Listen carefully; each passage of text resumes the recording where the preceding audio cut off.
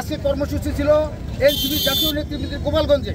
সেই গোপালগঞ্জে প্রোগ্রাম চলাকালীন সময়ে ওই গোপালগঞ্জের দুষ্কৃতকারীরা আওয়ামী লীগ, যুবলীগ, ছাত্রলীগের কর্মীরা আমাদের নেতাকর্মীদের উপরে এবং আমাদের নেতাকর্মীদের স্টেজের সামনে ভাঙচুর চালিয়েছে, ককটেল বিস্ফোরণ ঘটিয়েছে। দেশীয় অস্ত্রশস্ত্র নিয়ে এক মধ্যে তারা সেখান থেকে সশরীরে এবং সুস্থভাবে ফিরে আসতেছে। কিছুক্ষণের মধ্যে আমরা গোপালগঞ্জের যে বিস্ফোরণ ঘটিয়েছে, আমাদের নেতাকর্মীদের উপরে আক্রমণ চালিয়েছে, সেই আক্রমণের প্রতিবাদে আমরা শরীয়তপুরের বৈষম্যবিরোধী ছাত্র আন্দোলন, জাতীয় নাগরিক পার্টি, এনসিপি সহ অন্যান্য সমমনা সবাই আমরা এইমাত্র বিক্ষোভ মিছিল করলাম। এর প্রতিবাদে যে পদযাত্রা শুরু হয়েছে সারা দেশব্যাপী, তারই অংশ হিসেবে আজকে গোপালগঞ্জ, মাদারীপুর এবং শরীয়তপুরে পদযাত্রা হওয়ার কথা ছিল। আমাদের সম্পূর্ণ প্রস্তুতি শেষ। আপনারা জানেন ইতিমধ্যে আমরা শরীয়তপুরে প্রস্তুতি রেখেছি।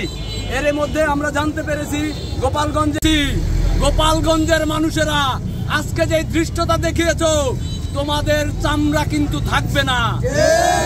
শরীয়তপুরের রাস্তা দিয়ে আমরা গোপালীদের ঢাকায় ঢুকতে দিব না।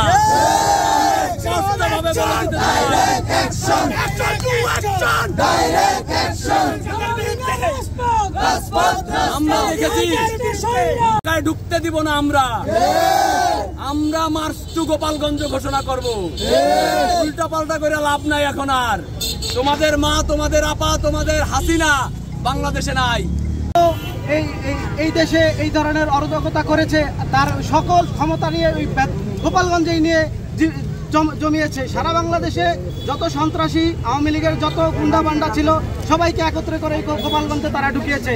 আমরা চাই এই দেশের এই বর্তমান সরকার যেন গোপালগঞ্জের দিকে তাদের সকল প্রশাসনকে জাগ্রত করে। তা না হলে বাংলাদেশ থেকে সকল দলের কর্মীবৃন্দ ওই গোপালগঞ্জে মার্চ করবে।